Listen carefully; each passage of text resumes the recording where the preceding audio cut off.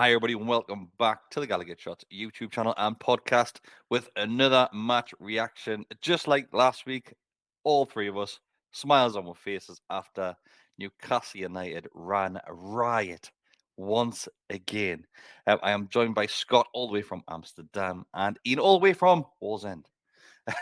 So, boys, let's get straight to it because I want to talk about that absolute spectacle that we saw yesterday in that performance. Straight over to you, Scott. You were hosting the match preview Yep. on midweek. Yeah, you had the three lads on there discussing predictions for the game there. Did anybody get that right, or was anybody even remotely close to that scoreline? No, there was me and Harry with 2-0, and then Ian and Daryl said 2-1. But Roger on extra time on Friday said we're due a drubbing, and it'll be I think he said 5-0 or 5-1. So I think Roger got it spot on. So So I actually we'll bumped get him into on the match Roger. preview next week. I bumped into Roger just before the match. I was walking past Haymarket, and Roger was walking the other way. So I stopped, had a quick chat with Roger, and he said, "What's your feelings about it today?" I said, "I reckon we'll smash them today." Like I said, we've got it in. We need to do another decent performance on the back of that one against Fulham. And I think Roger's words were, "Oh, I fancy a good shagging today." Were Roger's words. Roger was right. Iain, was an unchanged 11 as well. Were you shocked at that one to see the likes of Murphy stay on the field and not come back into that centre midfield role? To be honest, yes. I thought, by all means, I thought they played really, really well last week. Obviously, they went against 10 men after 8 minutes, which it does help. But I thought even sort of the first, up until that point, we looked like we had the intensity. We looked really good. So the way Eddie Howe works, it's basically if you perform well, you don't lose your place. And obviously there was an error of that. I just thought, though, with Brentford being quite a tricky opponent, and then at home, I thought he might have went with his better players. Maybe he's not St. Maximum because obviously he had just returned from injury, but I expected Joe Linton to come in, and even the likes of Fraser instead of Murphy. So I was quite surprised at that. Albeit I wasn't overly happy. But again, it just shows that this is why I'm sitting in my mum's spare bedroom on a Sunday morning and I'm not a Premier League football manager.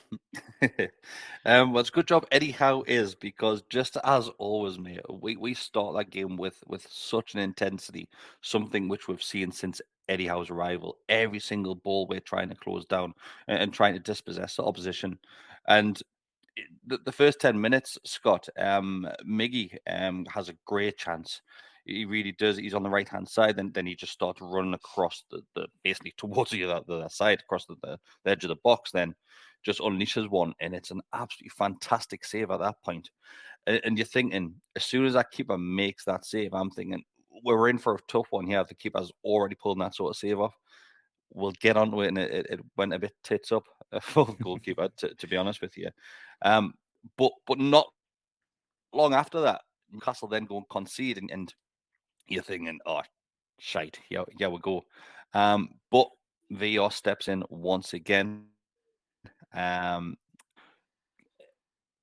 Is that I'm playing devil's advocate here, and I know the offside things and VAR, how it's used.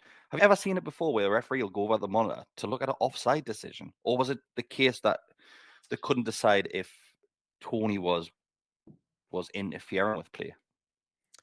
I think, well, to answer your question, no, I've not seen a referee go to monitor for an offside. It's normally only for a goal or for a serious, like, red card, yellow card, overruling. Or a penalty or something. Or a penalty. I think they couldn't decide if Tony touched it, but then I think there was an argument of, well, if Tony isn't there, Fabian Schär gets that ball before it even gets to their striker. So I think there was that discussion as well. And I think actually VAR was used properly there. I think, the referee let the goal go in.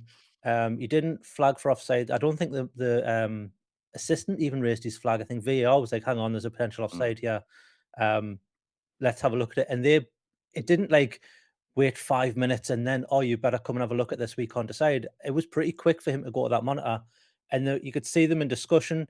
There's a clip, I think I saw this morning, of someone behind the monitor, and Kieran Trippier's looking over his shoulder. He's going, "He's offside, he's offside."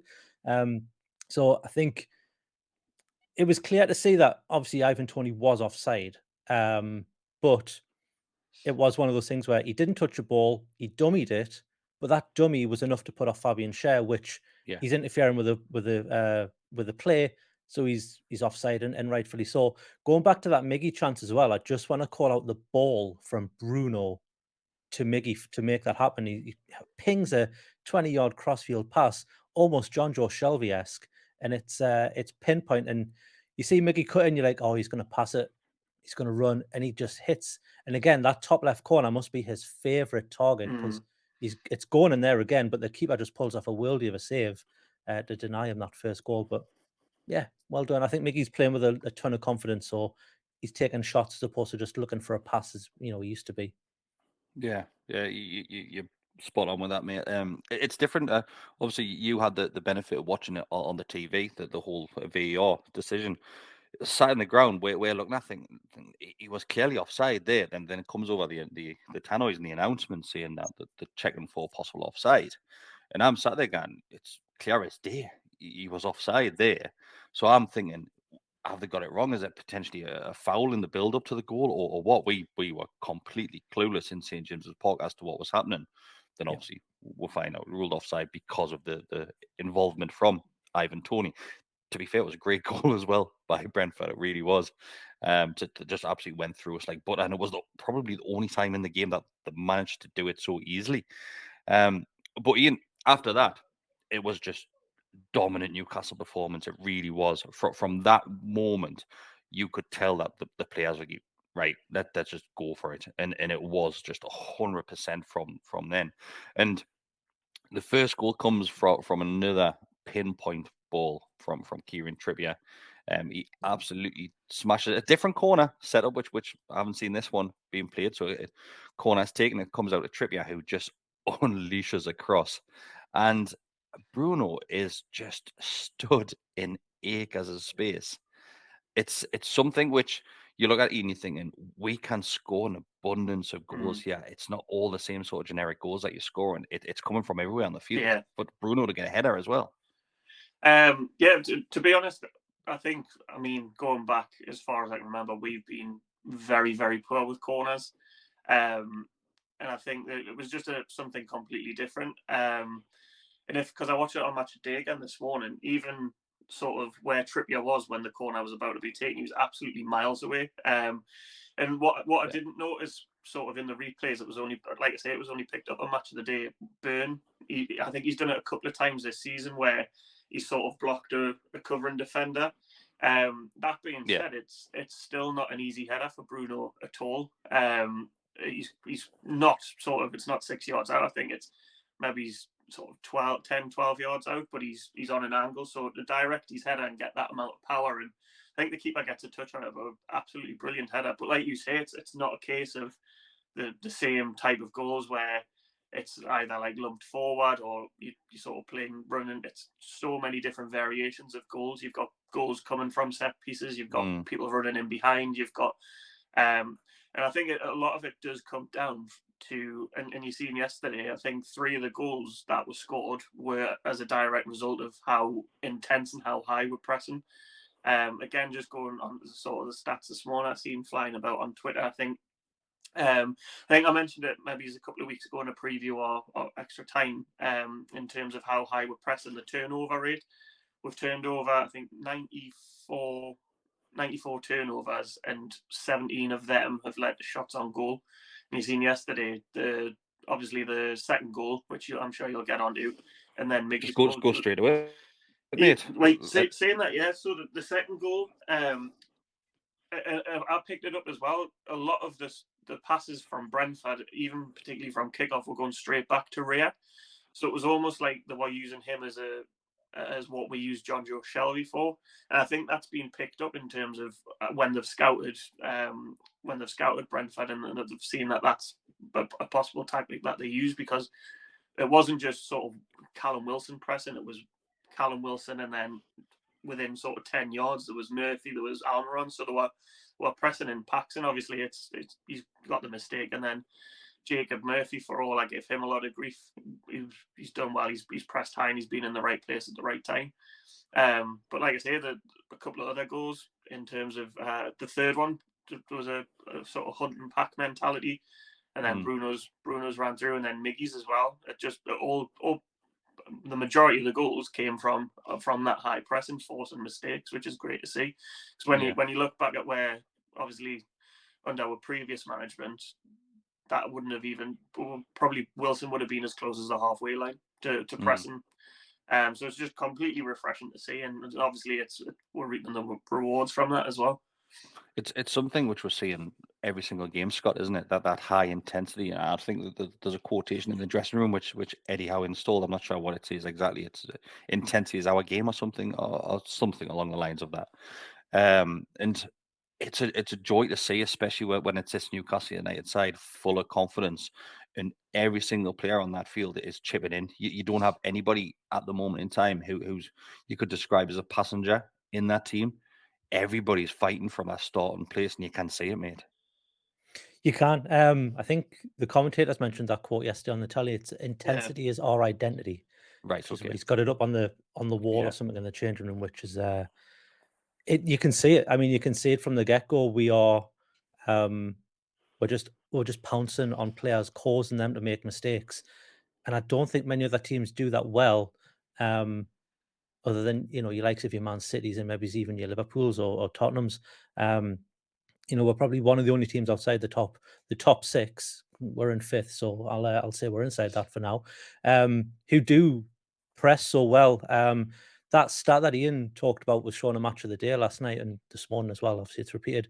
We were on like 94 something, and the next team's on 70 something. There's a huge gap between turnovers won from just pressing.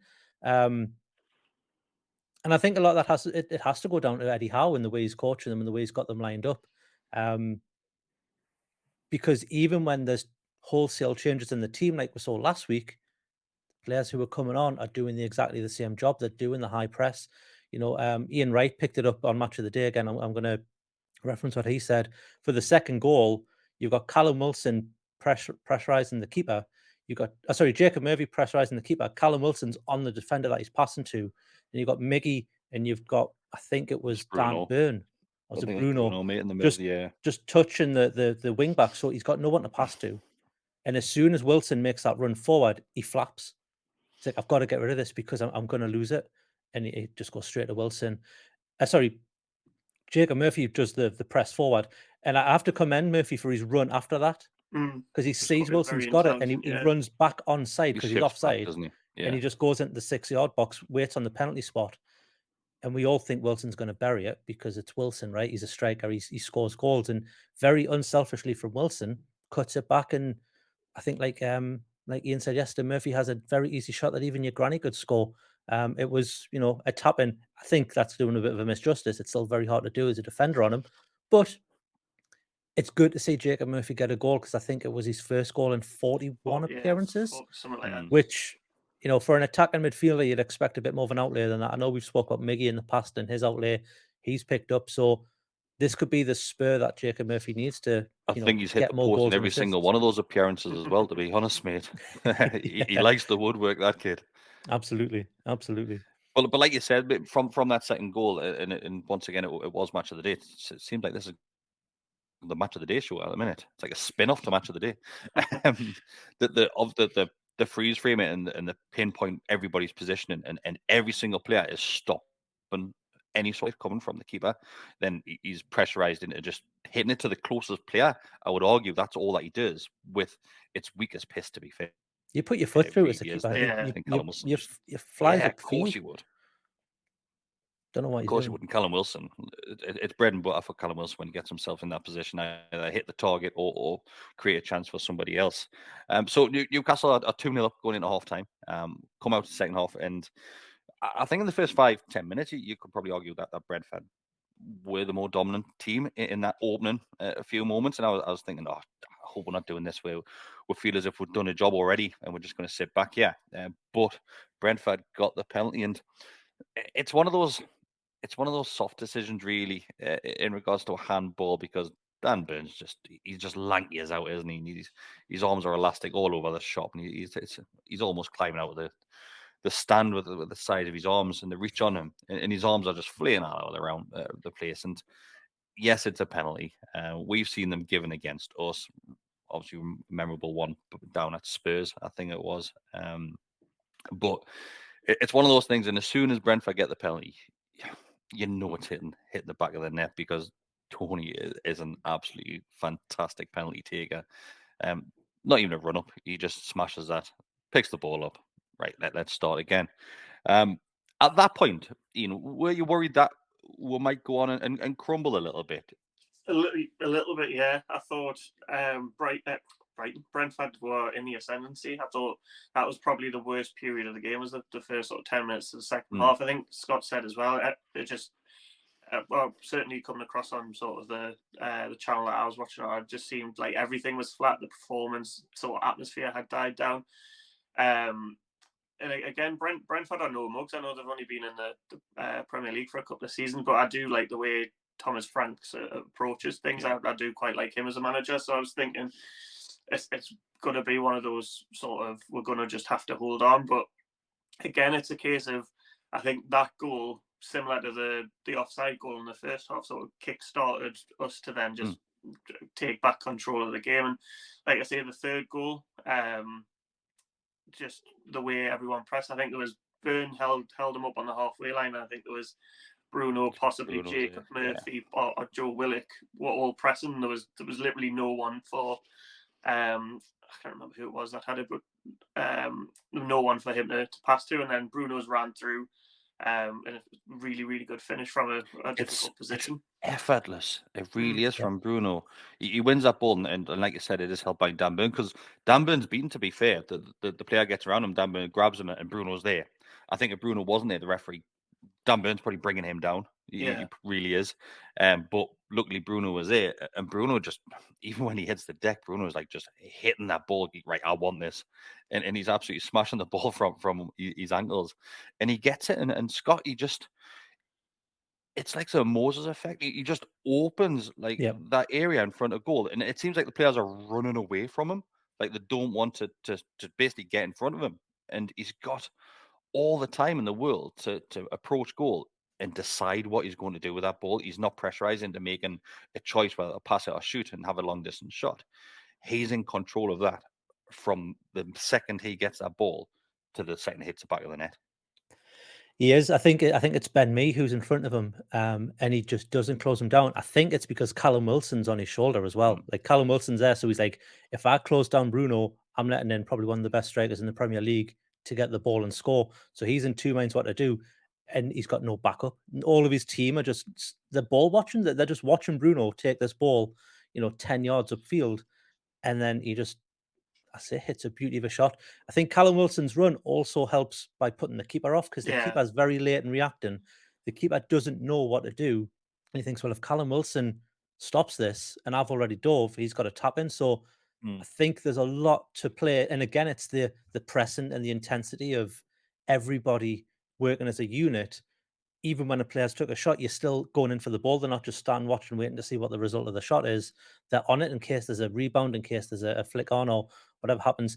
Incidentally, if Callum Wilson was to touch it, it's going wide, because the way he's running, the way that ball's going, I don't think he can control that. I think it's Callum Wilson and Joe Willock, that clash as well. So they just run into each other and they both hit the deck. Yeah, it is. It's sorry, go on. I was going to say, I think that as well just adds to putting the keeper off. And then when he dives so late that I think he does get a slight touch to it, but it by then it's already in the net, and he's the best thing about that goal as well, though, it's the timing of it. We've just conceded, and the next play that we get within 2 minutes, we've obviously taken advantage of that and basically just silenced them once again. Like Iain said, we had the scare in the first half, we get the one in the second half, but the team just come back and go, forget it. This is our game to be had here.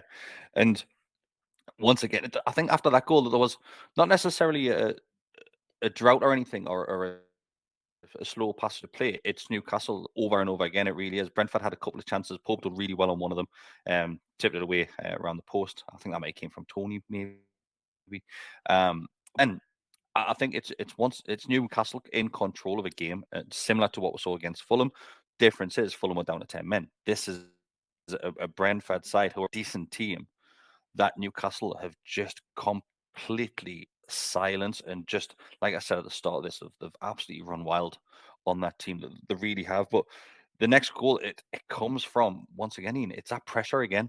So Miggy's goal, and it's probably the advantage of having the likes of Almiron, Callum Wilson, even you could argue Murphy as well. Those three attacking players that are full of speed. They really are. I'm not Jacob Murphy's biggest fan. I'm really not, but he does close balls down, and he does it from the first whistle till full time, and you can see those three work really well together. No, completely. I think saying to my dad this morning, obviously Almiron, I'm absolutely delighted for his upturn in form, and I think that was even before sort of pre-season. I think the last couple of games of last season, we're seeing the Almiron that was signed and that everyone was excited about. We know that he's got the energy. We know that he's got the endeavour. He puts in 110, 120%. It was just he's sort of final decision making, or he's like goals or end product. But seen in pre-season, I think he had the most goal involvements in terms of goals and assists. I think I was saying this morning or yesterday, his highest return rate's 4 in a season, and he's done that in 9 games. So I'm hoping that, again, it's a case of he's just got the confidence, and he's done well to keep his composure as well, because obviously he's intercepted it, but he's ran across and sort of rounded the keeper and then finished it really well. It was quite funny because obviously in the group chat I had complained about Jacob Murphy, and then he scored, and then I think one of my comments was Almiron literally doesn't use his right foot. Obviously he scored with his left, but again, it's just really, really nice to see him on the score sheet, because I think for sort of the work that he's done, and he's never give up. Like, yes, he's not had goals in previous seasons or assists, but he's always had that intensity and always had the effort, and that ultimately, when you are going through the bad times, that's what you wanted from your players. You wanted that effort, and now I feel like he's being rewarded, and possibly the way he's being utilised as well, out on the wing, I think suits his game a lot better than what he was previously, possibly through the middle. So I think there's an air of that about it. But like I say, even I noticed in pre-season, and I think Matty said this as well, he's looking a lot more threatening. He's making cleverer runs. He's posing more of a goal threat as well. So I'm absolutely delighted for him, because I really do like him as a player. Yeah, he started really well this season. He really has, and I know everybody keeps on referring to the Jack Grealish comments in jest, really, and making a bit of a joke of it. But maybe he has done something to Almiron. Maybe he did really take offence to it, and he's thought the openly taking the piss out of us here. And as far as we know, it might have been happening in other dressing rooms. It probably does happen in every single dressing room where the players will have little jokes about players are underperforming and things like that. But it has lit a fire in Almiron's belly. It really has. And hopefully it'll continue. And he'll keep on doing what he's doing. That wasn't a race car, by the way. That was Iain's That son. was true. Joey, be quiet. So Eddie Howe makes a handful of changes after that, Scott, and you see Bruno going off, and I've never seen a player get a reception like Bruno did. He is clapped, walking around the full field when he's being substituted off, and he laps every single second of that up, mate. He's obviously showcasing it to the fans how much he's enjoying that appreciation coming from the stands around St. James's Park, and it was great to see him. It really was. It was. I think even the commentators touching it, it was like, you will never see a player get that reception for being substituted off anywhere else in this league this season. I think the fact that he's pretty openly said that he feels at home here, he loves it here. He loves playing for this club. And bear in mind, just remember, he could have went to a much bigger club. In the transfer window, there were other teams sniffing around, but he decided to come to us, and I think fans appreciate that. And they're repaying him just with this outlay of love. And also, we haven't had a player like him for a long time who can play in so many different roles, who's so versatile in terms of, his goal scoring ability. Even though when he came, he said, "I'm not a goal scorer, mind. I like to sit deep." I don't think he'd ever scored with his head until he came to us, and now we scored 2. There's a really lovely clip where it's Bruno on the top and Eddie Howe at the bottom. They've got Eddie Howe grayed out, and talk about Bruno, but his head is like, it's all on Eddie Howe. I love what he's doing with us. He's working on this. He said to us, "We're going to work on your headers." And then it goes to Eddie Howe, and they're like, "So Bruno said you've been working with headers," and he just laughs. He's like, "Yeah, okay. I don't think it's me. I think it's his skill." And Eddie Howe's really humble about it, which is really nice. But I think he walks into any team, doesn't he? Any team in Europe. I think there's only team. 1 or 2 sides in the elite Champions League sides where maybe he doesn't get in, but even then, it's a flip of the coin between him and whoever it is. Like he's that player that gets you off your seat, he gets you excited, but he also picks up all the players around him and spurs them on to the point where he'd be a pretty good club captain. I think maybe he's a little bit softly spoken, and maybe he isn't that sort of person to, grab you by the scruff of your neck and give you a bollocking if you need it, to maybe be a captain. But he's one of them influential players where he will hopefully be with us for the next 10 years. And we can build on him, Botman, and a few of the other new bloods in the club. Let's build on that foundation.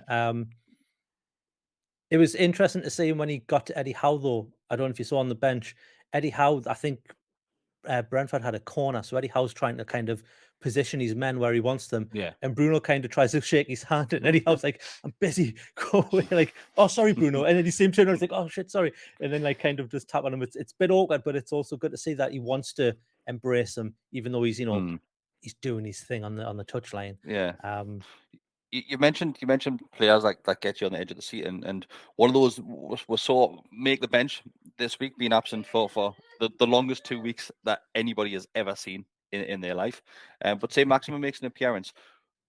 Iain, were you shocked to see him make the field, given the position Newcastle were in? To be honest, I thought the opposite. I thought it was probably a brilliant time to bring him on. I think by that point, I think was it might have been 3 or 4-1. I think we were completely in control. I don't think the game was going to get away from her.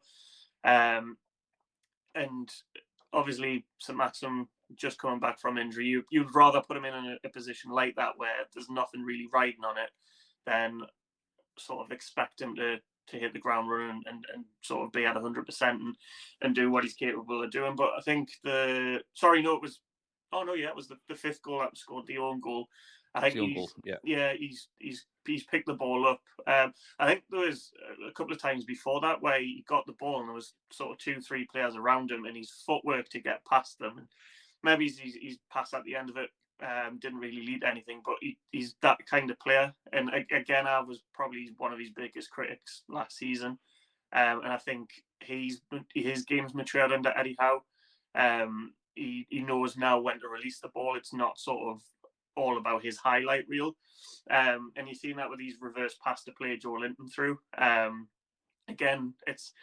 said in jest, I said in the group chat that Kris Wood's abysmal, isn't he? Obviously he was the target for the ball in, and I think it was Pinnock turned it into his own net. So again, it's another goal where it's a different kind of goal where we've crossed it in, we've forced an error, albeit from an own goal.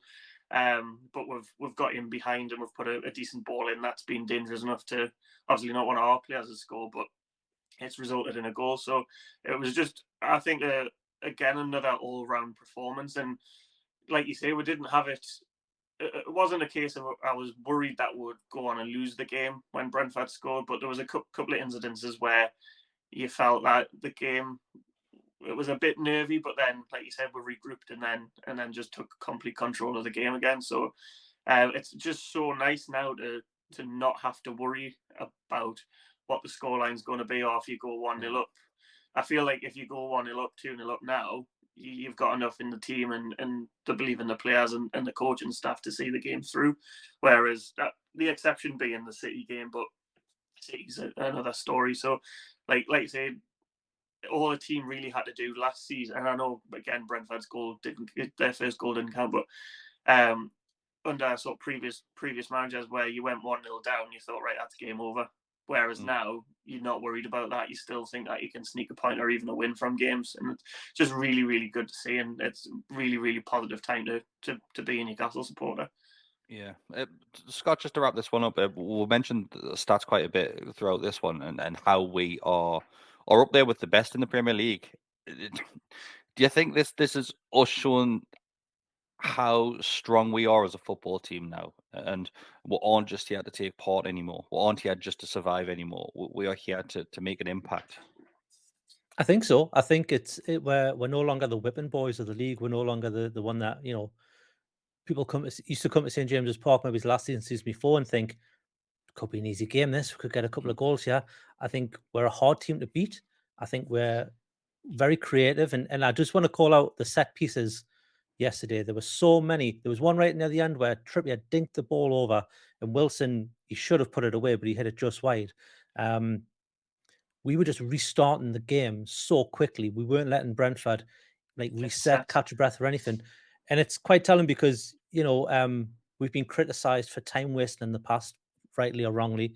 That game there, I'd love to see the stat on the ball in play, because as soon as that ball went out, you could see Almiron sprinting to take a throw in.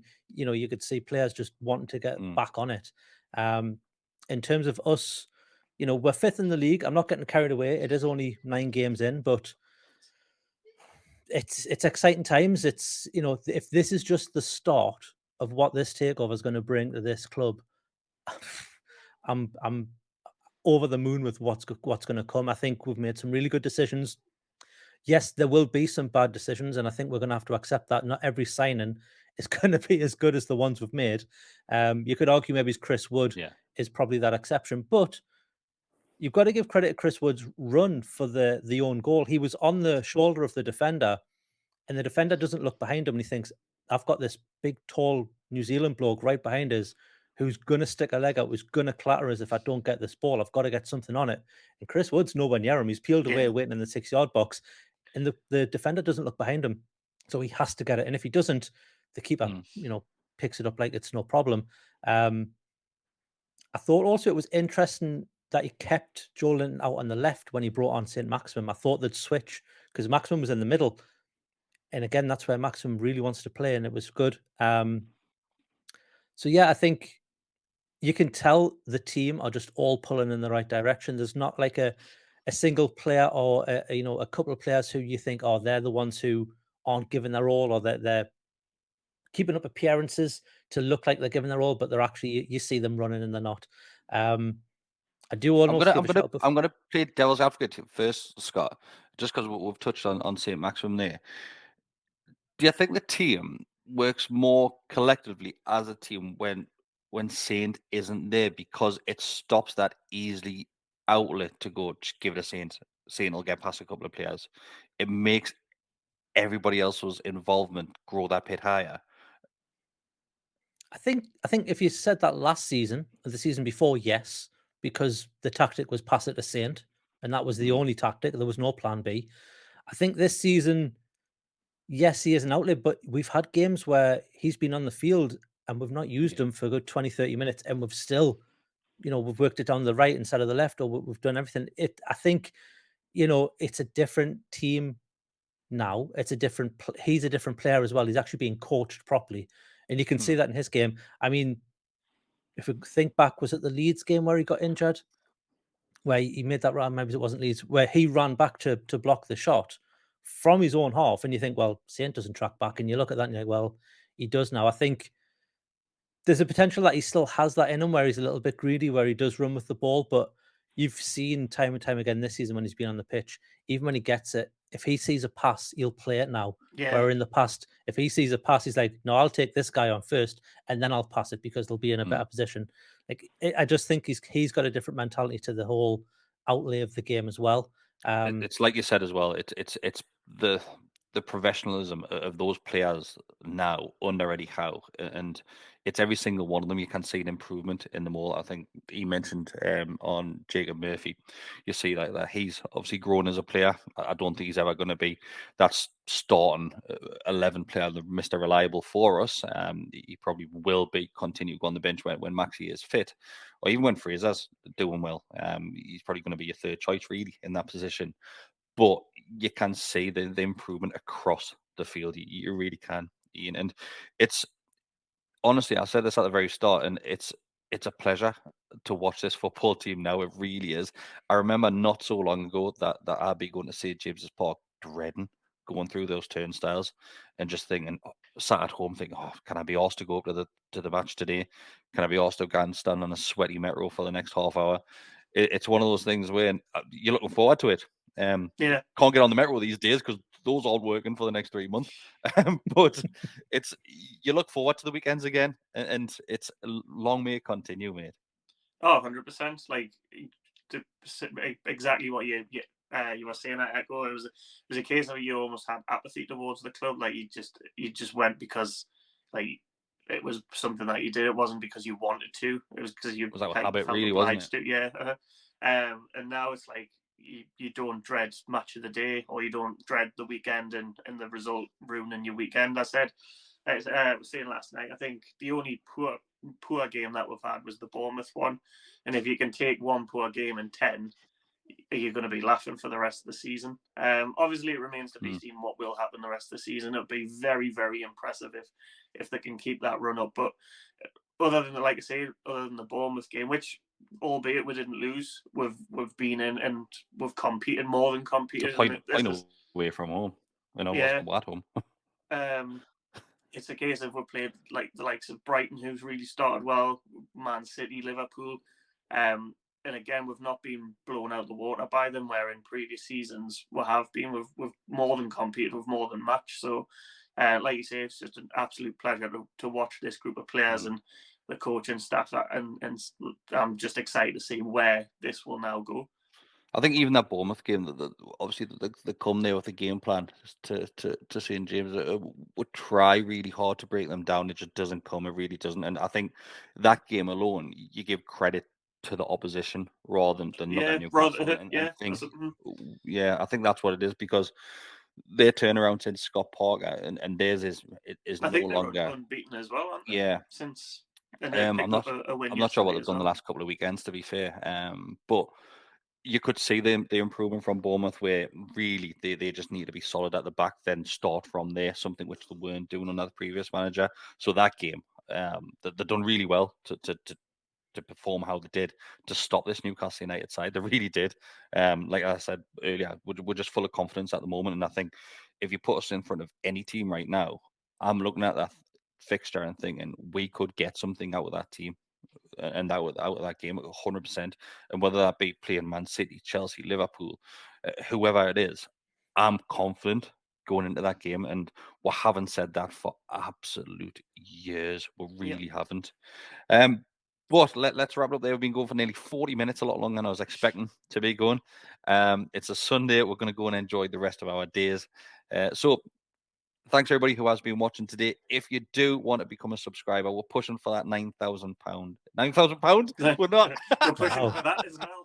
Didn't realize that was on the cards. I was turning to this morning. I was about to pay somebody's energy bill there for £9,000. For a we're week. pushing at 9,000 subscribers. We're only 2 off, I think it was, Scott, the last time of looking. So just 2 off. By the time this goes live, it might actually already be hit 9,000. But even if it has, help us out. If you do want to help out that bit further, you can become a member as well. It's $2.99 a month. You get extra content. You get early access to a lot of the things, such as the Fantasy Premier League show, the match previews, Beyond the Lines. Extra Time is back as well, so that's going out on your weekly schedule, along with the Always Smiling Faces podcast on a Monday night. Thanks to everybody for watching and the rest of the weekend, just like we will be. We'll see you next time. Ta-ra.